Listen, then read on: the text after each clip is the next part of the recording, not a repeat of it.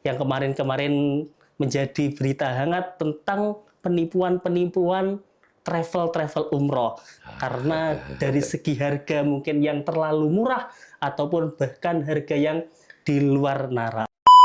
Ini insya Allah yang paling utama kita sebagai pelayanan jasa, jadi intinya bagaimana jamaah ini merasa percaya dengan kita, harus kita layani sebaik mungkin.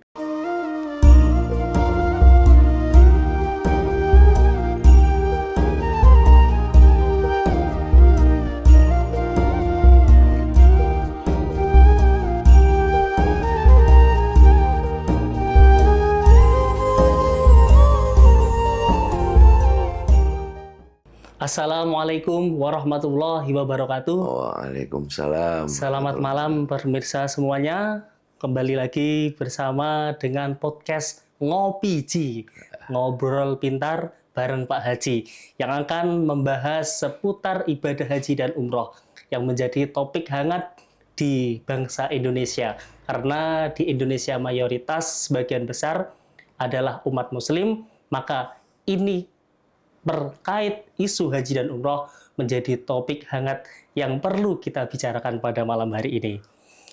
Alhamdulillah kita kedatangan narasumber yang sangat spektakuler pada malam hari ini yang akan membahas transparansi seputar haji dan umroh bersama beliaunya Bapak Muhammad Fajar Mustafa selaku Direktur dari Travel Jabal Nur dari Trenggalek. Kita nantikan beberapa tuturan yang akan membedah seputar haji dan umroh. Selamat datang Bapak. Selamat datang. Alhamdulillah, terima kasih sudah hadir di podcast Ngopi Ji pada malam hari ini. Oke, terima kasih untuk malam hari ini. Marilah kita bahas mengenai tentang budget umroh di tahun 2026, mahal atau cuman isu.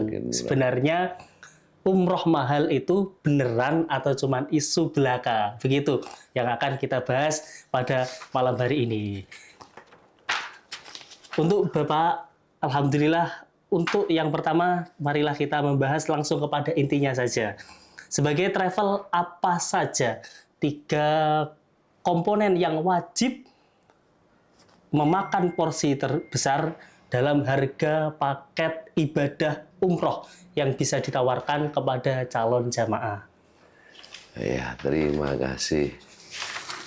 Alhamdulillah untuk ibadah umroh tentunya. Iya. Ibadah umroh, ibadah haji khususnya ibadah umroh di sini.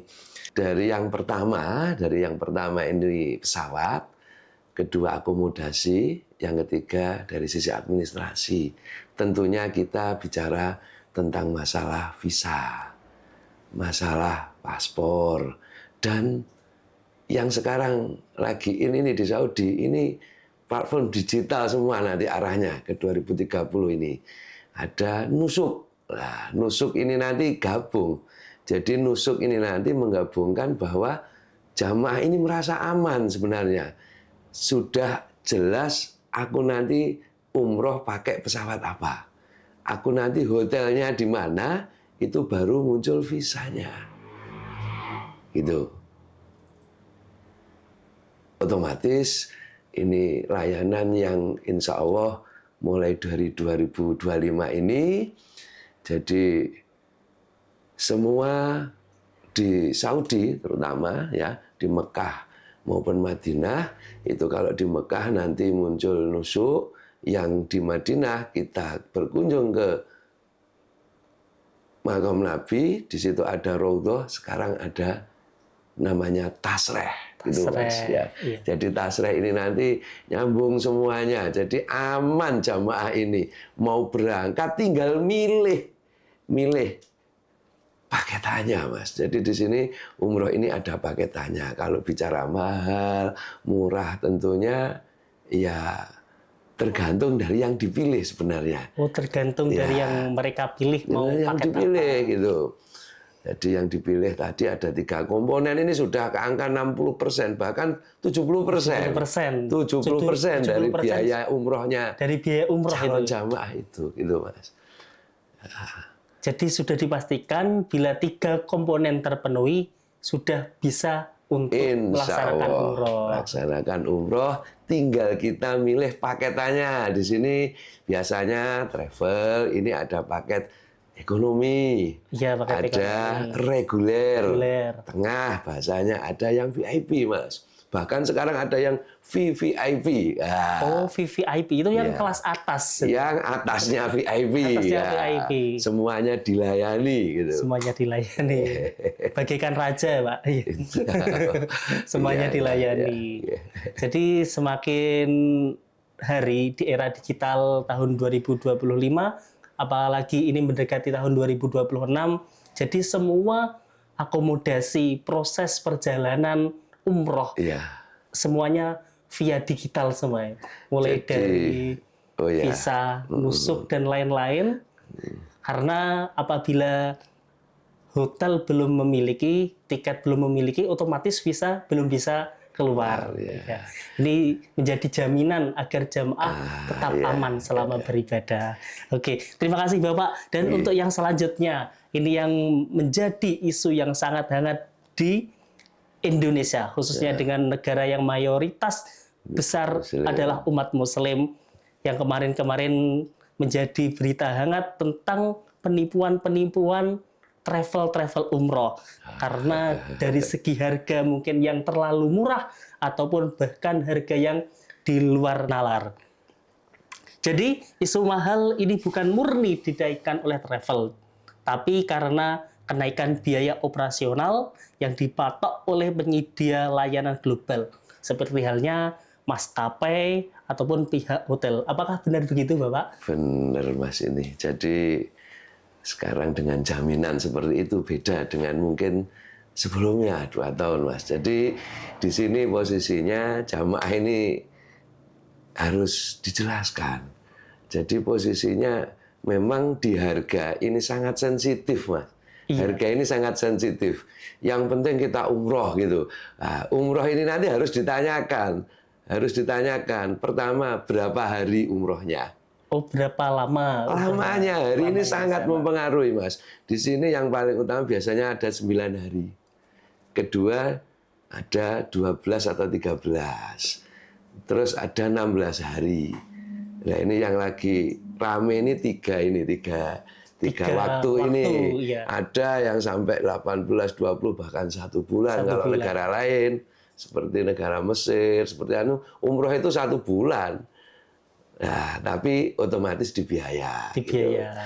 Nah, di sini yang tadi dikatakan tentang keberadaan dengan masalah digital itu, platform digital itu, maksudnya gini. Jadi di saat kita ini nanti menentukan hotel, itu otomatis, oh aku di Mekah hotelnya A, katakanlah.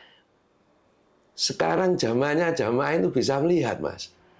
Hotelnya katakanlah kelas Pullman. Di saat di Pullman, kita Google Pullman jarak dengan Masjidil Haram berapa.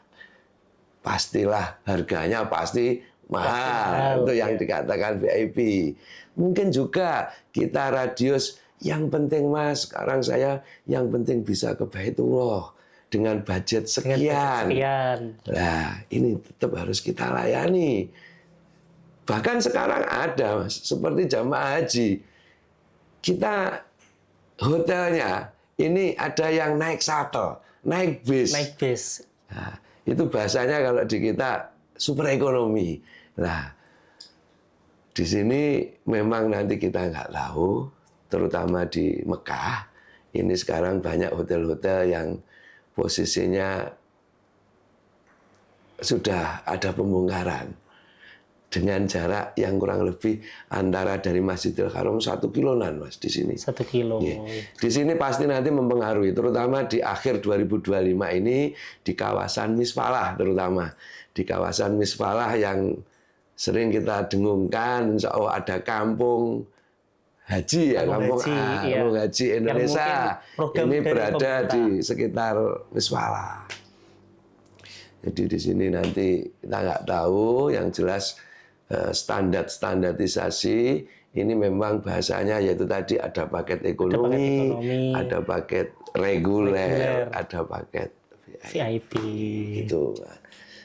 Oh, jadi itu berbagai macam varian yang mungkin jamaah bisa tentukan untuk kenyamanan selama ibadah Beribadah, umrah. iya. Iya. Tinggal pilih. Oke, jadi selain varian dari paket-paket yang sudah dijelaskan oleh Bapak Haji Fajar Mustafa selaku Direktur dari Travel Jabal Nur dari Trenggalek, kita bisa mencantumkan bahwa dengan umroh itu memiliki berbagai macam varian untuk kenyamanan kita selama melaksanakan ibadah.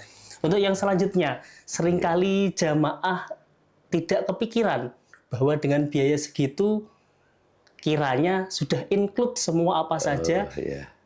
di sana sudah dipenuhi oleh pihak travel. Tapi yang sebenarnya itu kan hanya pikiran jamaah. Tapi marilah kita bongkar untuk yang selanjutnya, selain biaya paket tersebut, masih ada biaya-biaya yang harus jamaah siapkan untuk mengalokasikan biaya di luar paket.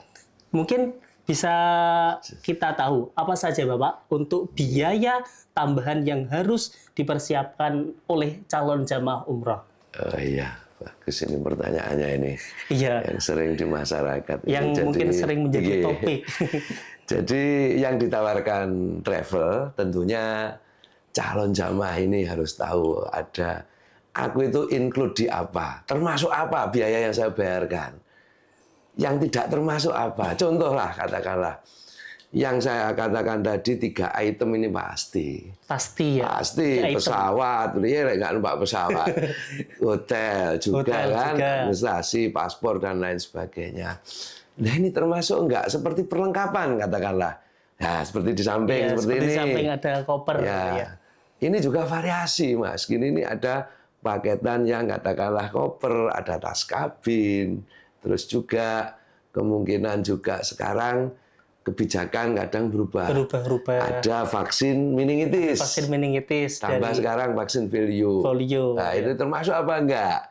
Nah, include atau exclude itu. Kedua, info paket juga. Info paket itu gimana, Mas? Info paket di saat kita beribadah di tanah Madinah berapa hari? Program 12 hari, kita 4 hari atau 5 hari. 5 malam katakanlah. Dijak neng dia, ibadahnya apa di Madinah? Nah, ada ibadah di dalam, apakah ada ibadah yang ziarah keluar? Nah, ziarah keluar ini apakah bayar lagi gitu? Iya, ya, yang tambahan-tambahan. Sudah dari travel ataupun mungkin itu harus biaya pribadi dari jamaah. Itu kita harus tahu gitu. Harus tahu, ya. Include atau exclude info paketnya, dan juga sekarang banyak sekali posisi di Madinah, di Mekah. Contohlah sekarang di Mekah ini, di Madinah dulu Mas. Di Madinah dulu ini ada selain kita di kota Madinah, ini ada ziarah ke Jabal Malaikat. Nah, Jabal Malaikat di mana? Di saat Perang Badar. Nah, kalau paketan biasanya, normalnya, travel ini kan paketannya ziarah di sekitar Madinah. Nah, di sini ada namanya ziarah Badar atau Jabal Malaikat. Ada juga yang agak lebih panjang lagi di Madinah itu ziarah ke Al-Ula. Kalau di Mekah juga ada sekarang. Di saat musim panas kita diajak ke kota Taif. Nah, perlu dijelaskan ke kota Taif ini bayar apa enggak gitu. Sudah include apa exclude gitu. Iya. Tapi tentunya semua info paket ini biasanya kalau kita travel harus jelas 12 hari, kita bermalam berapa hari di sana Mas? Katakanlah 12 hari, 5 malam, Madinah Mekah. Terus kedua, perjalanan kita berapa? Ada yang kalau transit kadang bisa lebih dari sehari. Ya, gitu. Selain paketannya yang maskapainya ekonomi atau bisnis gitu. Nah, ini karena di Surabaya terutama ini yang Surabaya langsung ini masih maskapai salah satu. Jadi sekarang memang utamanya yaitu Mas, include atau exclude itu perlu dijelaskan. Dan kebijakan Saudi ini juga tiba-tiba kadang ganti gitu. Nah, ini yang harus dijelaskan. Aku diingi dulurku gak suntik, sekarang kok suruh suntik. Nah, seperti itu. Nah, terus aku diingi dijak ke Thaif, sekarang kok tidak. Nah, iya. mungkin di situ karena paketannya mungkin dari harga paketan Ya, sudah berpengaruh atau untuk fasilitas kita selama di sana. Iya. Mungkin ditambah dengan ziarah-ziarah Iya. situs-situs bersejarah yang ada di sekitar kota Madinah dan Mekah. Itu mungkin yang menjadikan masyarakat ataupun calon jamaah bingung terkait paketan-paketan harga kok tersebut. beda-beda gitu, Harganya Mas, kok ya. beda-beda. Apa yang berpengaruh dalam harga tersebut ternyata kita tuntas semuanya pada malam hari ini karena ada berbagai macam varian-varian paketan untuk ibadah umroh. Oke, yang selanjutnya jika kita berbicara untuk masalah penghematan, penghematan dari segi biaya yang kita keluarkan, apakah membeli paket yang sudah termasuk makan 3 kali sehari lebih hemat daripada yang hanya 1 atau 2 kali. Mungkin ini Bapak, makan itu menjadi hal yang sangat penting untuk kita karena yang dinamakan ibadah umroh adalah ibadah fisik. Mungkin itu sumber kekuatan untuk menjalankan ibadah. Bagaimana tanggapan Bapak terkait hal tersebut? Bagus ini pertanyaan lagi. Jadi intinya ya jamaah ini tentunya karena yang dikatakan tadi ibadah fi'liyah, ibadah fisik ya. Jadi otomatis makan ini ya memang nomor satu juga Mas, selain akomodasi hotelnya. Jadi di sini yang pertama kita makan 3 kali. 3 kali. Jadi 3 kali. Terus kita ngambil biasanya ada catering ya seperti masakan Indonesia, ada yang masakan ala hotel gitu itu. Jadi seleranya beda-beda. Seleranya jamaah berbeda-beda. Ya. Tergantung lidahnya mungkin. Gitu. Kalau mayoritas dari Jawa mungkin suka-sukanya jangan asam gitu Pak ya. Ya, rodok pedes renggalean gitu. Nanti kalau di Jogja masakannya rodok legi. Ada manis-manisnya. Itu variasinya itu, tapi yang jelas kalau bisa kita umroh itu ya sekaligus paket makanannya, karena di sana kalau tadi dikatakan dibandingkan gitu ya, sekarang itu kalau makan di Saudi kelasnya fried chicken, nah kayak Outback gitu. Kalau di sini KFC ya, gitu. Mungkin ya fried chicken ini antara harga ya 20 real, 25 real. Jadi di rupiah nih berapa kali 4,5? Ya 25 ya 100 ribuan sekali makan. Sekali makan 100 ribu. Kalau kita makan kulinarnya 3 kali, makannya berapa jadi besar? 3 kali sudah kita hitung berapa. Nah gini Mas, kalau di sana kadang jamaah pengen ala Arab gitu, makan nasi mandi mungkin, nasi kibuli gitu ya.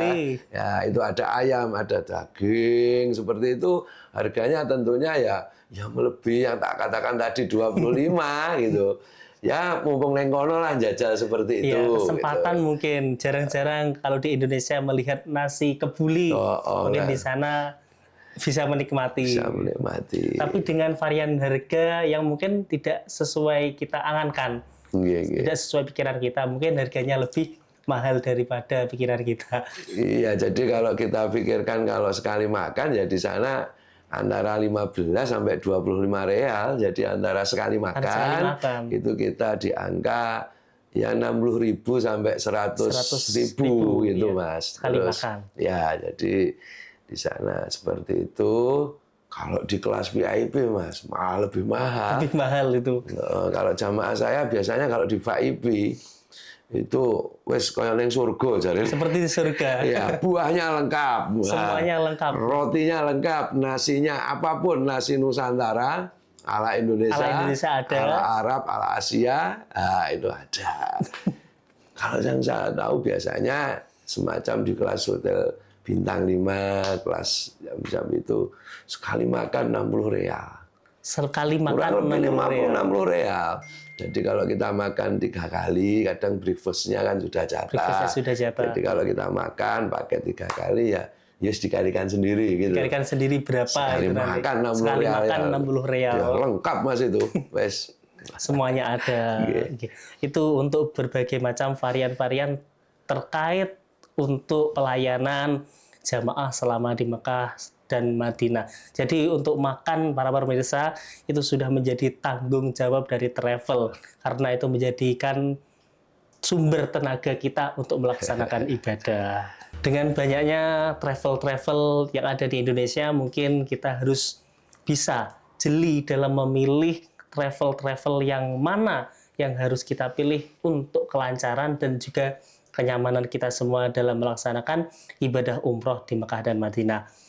Untuk yang terakhir, yang membedakan travel Bapak, travel Jabal Nur mestinya, itu apa dengan travel-travel yang lainnya? Mungkin yang menjadi ciri khas dari Jabal Nur sehingga banyak diminati oleh seluruh orang.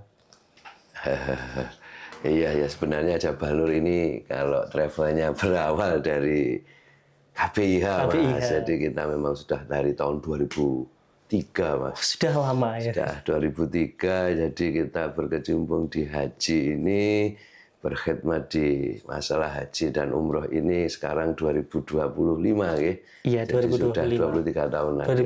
23 tahun. Ya, jadi di sini insya Allah yang paling utama kita sebagai pelayanan jasa, jadi intinya bagaimana jamaah ini merasa percaya dengan kita, harus kita layani sebaik mungkin. Sebaik mungkin, artinya harus jelas semuanya. Mulai dari kalau kita bicara umroh ya seperti paketan yang kita katakan tadi. Iya. Terus kedua, dibuktikan pelayanan di sana. Pelayanan selama ibadah. Di tanah suci, di tanah Mekah maupun di Madinah, dengan info paketannya, bagaimana program pendampingannya. Bahkan sekarang rata-rata karena umroh ini haji lama, menunggu waktu lama, iya. Dengan proses itu banyak sekarang sambil menunggu waktu haji, ini kita umroh dulu, ya. Juga karena faktor usia terkenal Jabal Nur ini faktor ramah lansia. Selain itu juga kita jamaahnya setelah nanti pulang pasti nanti orang tuanya nanti turun temurun, Mas. Jadi sampai saya ini sudah sampai turunan anaknya bahkan cucunya aja sekarang sudah ada. Sudah ada. Alhamdulillah masih percaya dengan Jabal Nur. Ya, yang paling utama monggo sekarang travel banyak, yang jelas yang paling utama satu kalau bicara umroh pastikan izinnya dulu. Pastikan izinnya dulu. Ya. Apakah travel ini berizin resmi? Izin resmi. Ya, terus ya faktornya banyak lah kalau jenengan tahu kalau izin resmi tentunya pasti ada semuanya diawasi lah gitu. Diawasi. Terus kedua pastikan semuanya ya seperti 3 item tadi, Mas. Harus jelas maskapainya, hotelnya, dan juga semua akomodasi lainnya. Mungkin sebenarnya ya itu kunci pokoknya. Habis itu pelayanannya, gitu Mas. Siap. Oke, terima kasih Bapak. Jadi Jabal Nur yang menjadikan minat orang untuk umroh bareng Jabal Nur adalah di pelayanannya. Mungkin dari segi pelayanan Jabal Nur itu lebih unggul dari. Jadi gini Mas, yang paling utama titipan dari Abah Mahfud ya. Abah itu dari awal prinsipnya kalau kita berangkat ke tanah suci baik haji maupun umroh ini sebagai pelayan Khotimul Hujat atau umroh ini harus didampingi. Nah, harus didampingi. Kuncinya itu baik dulu masih jamaah 7, 5 jamaah 10 ini harus didampingi, Mas. Harus full pendampingan jadi. Ya, maksudnya gini, dari Trenggalek ini dari tanah air sampai di sana sampai kembali ini harus didampingi. Harus didampingi. Ojo dititip netok. Iya. Mungkin itu yang membedakan travel Jabal Nur dengan travel-travel yang lainnya. Kalau dari Jabal Nur, full pendampingan dari tanah air sampai kembali lagi di tanah air. Mungkin yang menjadi isu yang sangat hangat di negara ini, mungkin banyak travel-travel yang hanya sekedar menitipkan jamaahnya ke orang lain, yang menjadikan orang lain tidak percaya dengan pelayanan travel tersebut. Terima kasih kepada Bapak Haji Muhammad Fajar Mustafa selaku Direktur dari Travel Jabal Nur Trenggalek yang menemani kita semua dalam membahas terkait isu umroh yang lagi hangat di Indonesia ini. Jangan lupa untuk pemirsa untuk selalu ikuti kegiatan dari podcast Ngopiji, Ngobrol Pintar bareng Pak Haji, dan jangan lupa untuk like, komen, dan subscribe channel kami. Tentunya masih bersama Ngopiji, Ngobrol Pintar bareng Pak Haji. Sekian, wassalamualaikum warahmatullahi wabarakatuh. Terima kasih. Waalaikumsalam warahmatullahi wabarakatuh.